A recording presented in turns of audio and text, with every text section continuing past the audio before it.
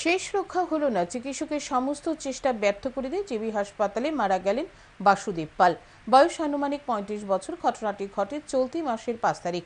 জানা গেছে, বিলোনিয়া গৌরাঙ্গ বাজার এলাকার বাসিন্দা বাসুদেব পাল নিজ বাড়িতে এসিড পান করেন।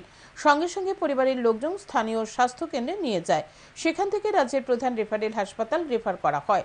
তার অবস্থা গুরুতর হওয়ায় আইসিইউতে রাখা হয়েছিল, কিন্তু শেষ রক্ষা হয়নি। মঙ্গলবার গভীর রাতে মারা যায় এই যুবক। পরিবারের লোকজনদের অভিযোগ, চিকিৎসা চলাকালীন তারা রোগীকে হাসপাতাল থেকে ছাড়িয়ে অন্যত্র নেওয়ার জন্য চিকিৎসকের কাছে আবেদন জানালেও ছাড়া হয়নি।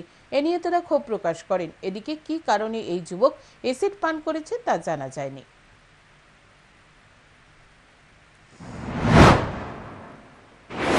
মারা গেছে কালকে রাতে ১:৩০টার সময়।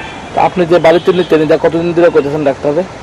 আমি আইসিইউ রুমে ঢুকছি, পর থেকে কইতেছে আমার ছুটি দিয়ে দেন। আজকে ৮টা দিন হইতো ভালো, ঢুকাইছি ৮টা দিন। আপনি কি ছুটি দিয়ে অন্যখানে নেওয়ার কোনো সিদ্ধান্ত আছে? হ্যাঁ, আমার শ্বশুরও কইছে অন্য কিনারে নিব।